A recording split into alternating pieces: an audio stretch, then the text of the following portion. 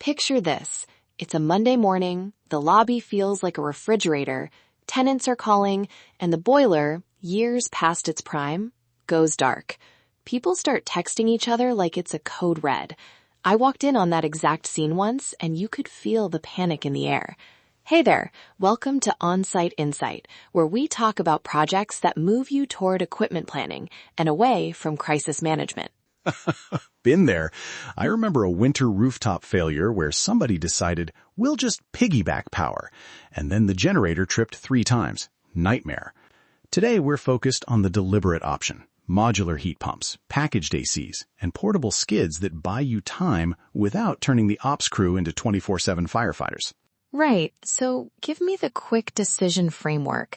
When is temporary the smart move, and when are we just delaying the inevitable? Short answer. Balance 4 things.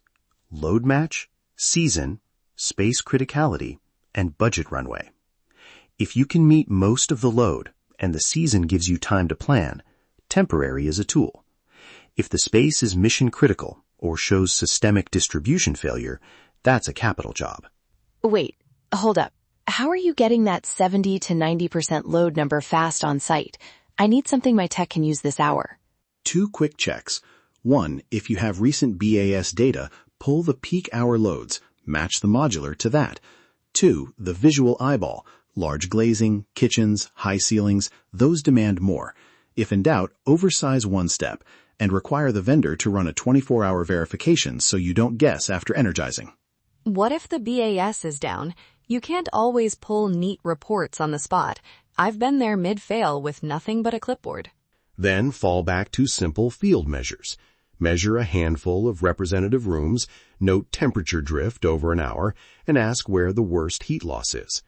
Use design specs if you have them, or the rule of thumb. Match the unit to expected peak and accept 70% if you can't do better. Contract the verification run so you can adjust if reality differs. Quick check. Have you ever had a temporary underdeliver and cause more trouble? Oh yeah, I mentioned the generator trip. Another one. We put a small packaged unit on a gym that needed way more CFM because of high ceilings. The unit never kept up and the vendor had to bring a second unit. Lesson? Don't underestimate air distribution. If you're heating a tall open space, plan for airflow, not just BTUs. No way. Exactly. That's why the red-green checklist is practical. Green if you can hit 70 to 90% of design load.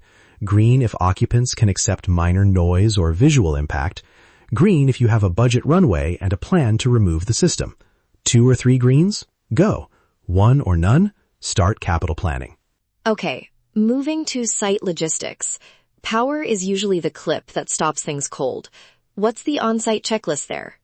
Big red flag. Piggybacking circuits. Require an electrical load check before energizing. Your electrician should verify panel capacity, size temporary feeders properly, and if a generator is required, make sure there's a professional transfer switch install. No, we'll just tap that breaker moves. Right.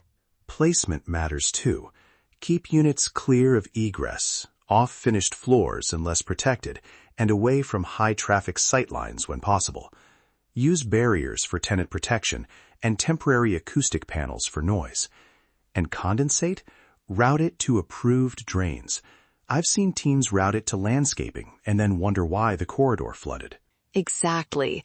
Condensate negligence is a mold and slip hazard waiting to happen. What's a quick tenant communication line for that noisy hookup day? Tell them up front. Temporary HVAC will be running tomorrow for X hours. You may notice some noise and outdoor equipment. Expected completion, date. Be specific. Explain why and give a contact. Simple messages reduce complaints. Also put a sunset clause in the contract so it's removed on schedule. I want to push on that sunset clause. Honest moment. I'm not sure I buy it. I've seen temporary linger for years because nobody sets a hard date. Totally fair. And it's why the guardrail has to be enforced. Make the contract include an expiry date, budget trigger points, and automatic removal if no replacement is approved by that milestone. Put the review on the calendar, 60 or 90 days, and require a documented decision. Treat the temporary like rented equipment, not a budget loophole. Let's talk controls.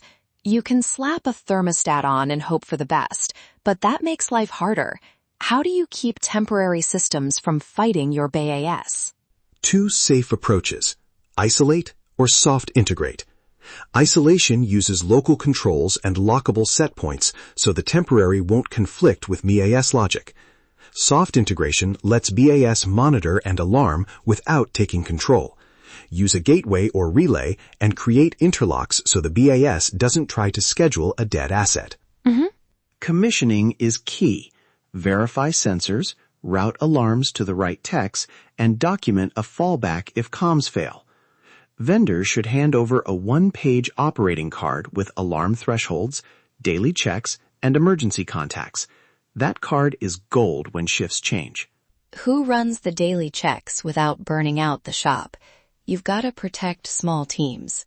Limit drain on your crew. Vendor does installation and commissioning. Your electrician handles feeds. One tech from your team takes daily rounds. Temps, condensate, audible alarms. If you can get the vendor to include a brief training and the operating card in scope, you'll cut the labor bite way down. All right, give listeners something to act on this hour. What's the 3-step do this now flow? Step 1. Assess. Confirm affected spaces, run a quick load check, or use BAS snapshots, and decide if temporary capacity can meet needs. Step 2. Verify site. Electrician checks temporary feed options, placement, and permits. Step 3. Contract and deploy. Get a vendor quote with commissioning, an operating card, and a sunset clause.